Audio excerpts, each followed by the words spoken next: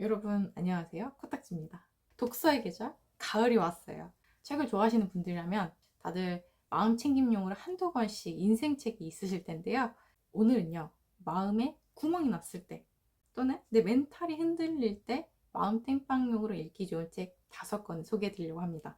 최근에 출간된 책 포함해서 총 5권이고요. 제가 힘들었던 시기에 도움을 받았던 책들이에요. 살다 보면 좋은 날만 있진 않잖아요. 특히 사회생활할 때 관계 때문에 스트레스 받는 일 진짜 많죠. 근데 그럴 때마다 친구랑 수다를 떤다거나 영화를 본다거나 쇼핑을 한다거나 아니면 유흥을 즐긴다거나 풀 수 있는 방법들은 굉장히 많잖아요. 근데 저는 그런 방법들이 그때뿐이더라고요. 오히려 끝나고 나서 공허해지는 시간이 더 많았어요. 그런 경험을 할수록 마음 챙김이 정말 중요하구나 라는 걸 깨달았고요. 그때부터 저는 책으로 자주 마음 땜빵을 했어요. 오늘 소개해드릴 5권이 생각 정리에도 도움이 되고요. 내 마음에 따뜻한 보일러를 켜는 듯한 기분이 드는 책들입니다. 책의 온도는 거의 비슷한데 추천하고 싶은 대상이 각각 달라요. 그래서 제가 한 권 한 권 소개를 드리면서 어떤 분께 추천드리고 싶은지 말씀드릴게요. 첫 번째 책은요. 생각이 너무 많은 어른들을 위한 심리학. 이 책은 걱정이 많은 분들, 특히 마음이 복잡한 30대 분들에게 추천드리고 싶어요. 개인적으로 솔루션을 많이 얻었고요. 고민과 생각이 너무 많을 필요가 없다라는 거를 명확하게 알려주는 책이에요. 작가님이 정신과 전문이세요. 그래서 30살 심리학에게 묻다. 만일 내가 인생을 다시 산다면 이라는 책으로 많이 알려진 분이시더라고요. 저는 이 책을 읽으면서 심리 상담을 받는 것 같았어요. 계속 읽으면서 이거 내 얘긴데? 이거 난데? 했거든요. 제가 왜 그렇게 생각이 많았는지를 알게 되었습니다. 제가 원래 걱정 부자였어요. 가만히 있으면 생각이 꼬리에 꼬리를 무는 타입인데 그게 안 좋은 점은요. 부정적인 생각으로 많이 흘러가게 돼요. 그래서 집었던 책입니다. 이 책을 읽고 든 생각은 해결할 수 있는 걱정이면 지금 당장 행동을 하고 해결할 수 없는 걱정이면 소중한 시간을 걱정으로 쓰지 말자예요. 걱정의 90% 이상은요, 일어나지도 않았고 일어나지도 않을 일들이라고 해요. 근데 우리는 걱정으로 마음을 계속 불안하게 하고 있죠. 선생님의 솔루션을 읽고 나면요, 걱정할 시간에 차라리 영화나 넷플릭스 보는 게 훨씬 낫다라고 생각하실 거예요. 읽으면서 알게 된 건데 작가님이 40대에 파킨슨병을 진단받으셨대요. 그 누구보다도 공부를 많이 하셨을 거고 열정적으로 삶을 살으셨던 분일 것 같은데 저라면 그런 상황이 굉장히 억울하고 답답하고 그리고 내가 하고 싶은 게 더 많을 텐데 라는 생각만 할 것 같거든요. 근데 작가님은 걱정보다 어쩔 수 없는 삶을 인정하고 계속 수정해 나간다 라고 얘기를 하시더라고요. 그 부분이 정말 인상 깊었어요. 작가님의 태도에서 많은 걸 배웁니다. 책을 읽으면서 제가 공감했던 구절 하나가 있는데요. 제가 요즘 나이듦에 대해서 고민을 하고 있거든요. 아이들은 어른을 속물로 생각한다. 꿈도 낭만도 없고 오로지 현실적인 것에만 관심을 두는 재미없는 사람인 것이다. 어른은 어른대로 자신에게 짐지어진 나이값에 짓눌리고 당혹해한다. 현실의 법칙에 순응하지 않으면 나이값 못한다고 욕하고 현실적으로 움직이면 또 속물이라고 비아냥된다. 이처럼 어른의 나이값에 대한 기대치는 막중하다. 제가 어른답게 행동하는 것이 부담으로 느껴질 때가 있는데 근데 그게 나이만큼 생각이 일치하지 않는다라고 생각해서거든요. 나 그렇게 어른 아니고 나이만 먹었는데. 근데 그런 생각에 대해서 이렇게 말을 해주셨어요. 짐을 직접 드는 순간 나는 가고 싶은 길을 선택할 수 있는 자유를 얻는다. 누군가 내 짐을 대신 들어줬으면 하는 생각을 할 때도 있었다. 스스로 짊어지고 온 덕분에 인생을 내 마음대로 끌고 갈 수 있었고 소중한 사람들을 만날 수 있었다. 어른답지 못하다는 말들에 짓눌려 하고 싶은 일들을 뒤로 미루지 않았으면 좋겠고 불행마저 껴안을 준비가 되어 있다면 더 이상 당신이 두려워할 것은 없다. 불행마저 껴안을 준비가 되어 있으면 더 이상 두려워할 것이 없다. 저는 이 말이 깊이 와닿았어요. 혹시 여러분도 생각이 너무 많아서 복잡하시다면 이 책이 도움되실 거예요. 생각을 그냥 줄이는 법이 아니라 생각을 건강하게 바라보는 법을 배울 수가 있거든요. 그래서 마음이 복잡한 날에 이 책 한 권으로 좀 가벼워지셨으면 좋겠습니다. 두 번째 책은요. 따뜻한 수프에 무해한 관계를 위하여. 이 책은 인간관계에서 지쳤거나 사람 사이에서 상처받으신 분들께 추천드리고 싶어요. 제가 인간관계 지쳤을 때 만났던 책인데 그래서 그런지 이 책에 대한 애정이 좀 남달라요. 책이 좋았던 이유는 나한테 유해한 관계를 끊는 것도 중요하지만 애초에 무해한 관계를 만드는 방법에 대해서 배우게 된다는 점이에요.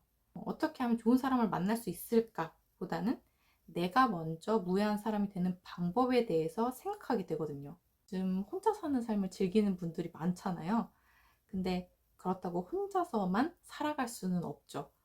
사람과 관계 맺는 일이 피할 수 없는 일이라면 관계에 대해서도 공부가 필요하다라고 저는 생각을 하는데요. 이 책이 그 공부에 도움이 됐던 책이었어요. 읽으면서 제가 인식하지 못했던 저의 고집이나 저도 모르게 쌓아왔던 방어 기제들을 보기도 했고요.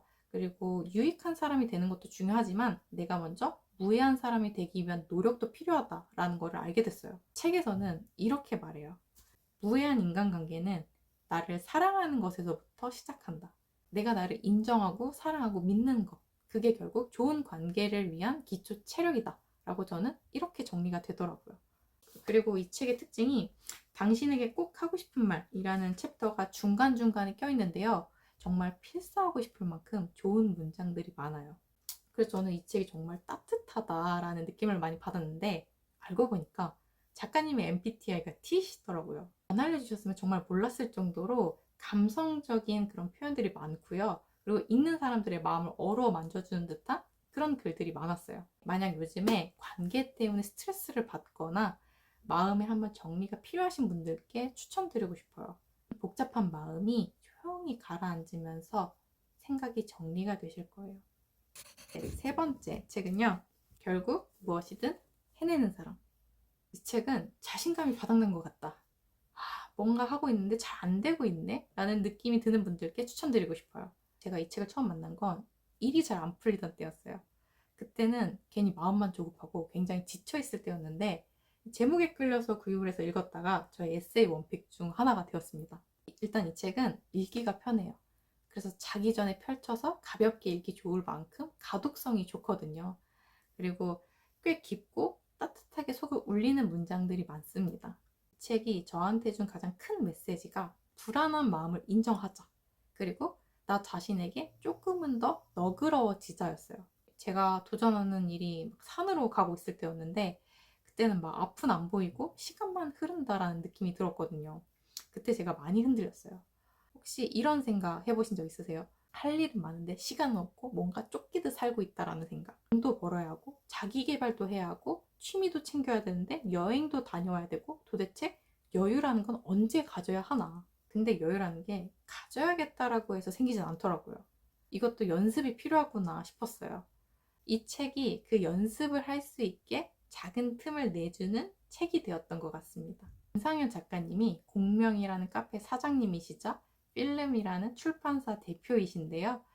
이 목표들을 이루기까지 작가님의 실패와 고민 그리고 좌절했던 순간의 경험들을 이 책에 담아놨습니다. 저는 그 이야기들 덕분에 위로를 받았어요. 지금 내가 이런 시기구나 하면서 제 상황을 조금 더 객관적으로 바라볼 수 있게 됐고요. 막연한 시기도 누구나 지나가는 구간이라고 생각을 하게 되니까 불안감이 많이 줄어들더라고요. 불안, 시기, 질투, 고통, 두려움, 힘듦, 고난 등 나를 방해하는 요소는 다양한 모습으로 찾아올 것입니다. 방해를 받을수록 내가 균형을 찾으려 한다는 사실을 깨달았으면 좋겠습니다.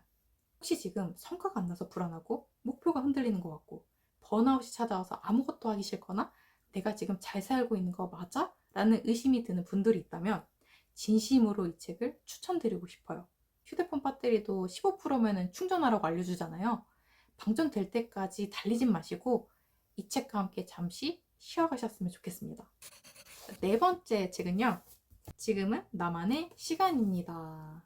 혼자만의 시간을 가질 필요성과 방법에 대한 책인데요. 휩쓸리지 않는 주체적인 삶에 대해서 고민하고 계시는 분들께 추천드리고 싶어요. 요즘 혼밥, 혼술, 혼영, 혼자 하는 문화가 이제는 흔하죠. 근데 이 책에서 말하는 혼자만의 시간은 그런 외부적인 활동을 얘기하는 게 아니에요. 내가 무슨 생각을 하고 있는지, 그리고 그런 행동을 왜 반복을 하고 있는지, 지금 이 감정은 어디에서 오고 있는지, 그런 것들을 질문하면서 나를 조금 더 깊이 이해해보는 그런 시간을 말해요. 책의 첫 문장이 굉장히 인상적이었는데요. 나는 혼자일 때 최고의 나를 만난다. 최고의 나를 만나기 위해서는 자기 인식이 필요하고 자기 인식이 있어야 중심을 잡을 수 있다라는 의미예요. 사람들은 보통 자기 자신에 대해서 가장 잘 알고 있다라고 생각을 하는데요. 사실 잘 모르는 상태로 살아가는 경우가 더 많아요. 그래서 감정 컨트롤이 잘 안 되기도 하고 상황에 휩쓸리기도 하는 거거든요. 그래서 그렇게 지내다 보면 내가 진짜 원하는 게 뭔지도 모른 채 그저 그렇게 살아가게 돼요. 저도 남들처럼 비슷하게 그냥 공부하고 그냥 졸업하고 그냥 취업하고 그랬어요. 다른 사람들도 다 그렇게 사니까 그게 목표라고 생각하면서 살았어요. 근데 이런 책들을 읽고 나서는 휩쓸리지 않는 삶에 대해서 고민하게 됐어요. 진짜 내가 원하는 게 뭔지 알고 싶어지고 또 찾고 싶게 되더라고요. 작가님이 미국 변호사이시죠? 유튜버시기도 하고 글도 쓰시는 분이시거든요. 도대체 이 많은 거를 어떻게 다 하시지? 싶은데 저는 그래서 작가님의 삶의 만족도가 느껴졌어요. 진짜 하고 싶은 게 뭔지 발견하시고 행동으로 옮긴 결과잖아요. 작가님 보고 자극받았습니다. 기억에 남는 문장이 정말 많은데 하나 소개해드리자면 모든 씨앗에 싹이 트진 않겠지만 그중 꽃을 피우는 씨앗도 있을 것이다. 생각지도 못한 결정적인 시기에 그 꽃이 좋은 열매를 선물할지 누가 알겠는가. 너무 예쁜 문장이지 않아요? 저는 이 문장을 이렇게 해석해 보았습니다. 나를 깊이 들여다보고 내 장점을 발견해서 세상을 향해 여러 번 슛을 날리다 보면 꼴이 들어갈 날이 반드시 온다. 혼자 있는 시간을 보내고 싶은데 어떻게 보내야 될지 모르겠다. 또는 나 자신을 제대로 만나보고 싶은 분께 이 책을 진심으로 추천드립니다. 마지막 책은요. 위로는 서툴수록 좋다. 최근에 출간된 책인데요. 이 책은 삶이 너무 차가워서 체할 것 같고 속이 더부룩하다 라는 느낌이 드는 분들께 추천드리고 싶습니다. 저도 사회생활 하다 보면 뾰족해질 때도 많고 또 한국인의 정은 다 어디로 갔나 싶을 만큼 삶이 되게 퍽퍽하게 느껴질 때도 많은데요. 이 책을 읽다 보면 그 퍽퍽했던 세상이 갑자기 된장찌개 같은 구수함으로 다가오더라고요. 에피소드 형식으로 담겨 있고요. 작가님이 사소한 일상에서 얻었던 깨달음에 대한 이야기예요. 저는 작가님의 문제가 너무 좋더라고요. 특히 그 감성에 빠져들게 되는 예쁜 문장들이 되게 많았어요. 몇 개를 좀 읽어드리자면 넘실거리는 바다는 내 안에 가라앉아 있던 상념들을 조용히 수면 위로 끌어올렸고 그것은 그때마다 소금처럼 하얀 시가 되었다. 이런 문장도 있고요. 잠깐 멈춰서 쉬어가는 것. 그것이 바로 삶의 쉼표인 것 같습니다. 커피 한 잔의 여유나 친구와의 수다나 피아노의 댐퍼가 그런 역할을 하는 것 같군요. 저는 정리를 할 때마다 이런 생각을 합니다. 내가 지금 하는 일은 단순히 방을 깔끔하게 만드는 것이 아니라 작은 우주의 질서를 부여하는 창조적인 행위라고 말입니다. 어쩜 표현을 이렇게 예쁘게 하실 수가 있지? 라는 생각이 들기도 했고요. 그리고 저는 지금 저의 평온함에 감사한 마음을 다시 느끼기도 했어요. 강물이 바위를 피해 돌아가듯 우리도 불안을 거스르지 말고 그것과 더불어 흘러가야 합니다. 불안을 받아들일 때 역설적이게도 우리는 평온을 얻게 됩니다. 사실 내 마음이 평온하다라고 느끼는 건 그렇지 않은 불안했던 날들이 있었기 때문에 알게 되는 거거든요. 그래서 좋지 않았던 날들에 대해서도 감사하게 되는 이런 글들이 많았어요. 하나 더 읽어드리자면 사람이 나쁜 게 아니구나. 상황이 나빴을 수도 있겠구나 하는 관점은 사람에 대한 연민의 가능성을 열어줍니다.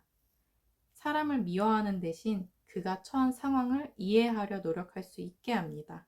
그러면 그가 나를 향해 웃습니다. 왠지 아랫배가 따뜻해집니다. 우리는 모두 그리움에 목마른 사람들입니다. 세상의 뾰족함에 저도 모르게 같이 닮아가곤 했는데 근데 그건 제가 사랑과 이해가 부족해서였다라는 거를 알게 되더라고요. 작가님과 약간의 세대 차이가 있었는데도 불구하고 저의 그 미성숙했던 과거가 떠오르면서 공감이 많이 되기도 했어요. 그리고 어른의 생각이란 이런 걸까 싶을 정도로 작가님처럼 세상을 바라보고 싶다라는 마음이 들었어요. 그래서 이 책은 인생의 퍽퍽함을 달래고자 나의 뾰족함에 유연함을 더하는 책으로 추천드립니다. 지금까지 제가 소개해드린 5권이 제 마음에 어떤 구멍이 나 있을 때 조금씩 메워주고 위로가 되었던 책들인데요. 근데 아직 제가 모르는 좋은 책들이 더 많이 있겠죠? 그래서 요즘은 그런 책들을 막 발굴하고 싶은 마음 되게 커요. 그래서 혹시 오늘 영상에서 소개해드렸던 것처럼 마음에 힐링되는 책들을 알고 계신다면 꼭 댓글로 나눠주세요. 여러분의 추천도 저는 정말 큰 힘이 됩니다. 그럼 저는 다음 영상에서 또 좋은 얘기로 찾아뵐게요. 마음 따뜻한 하루 되세요. 감사합니다.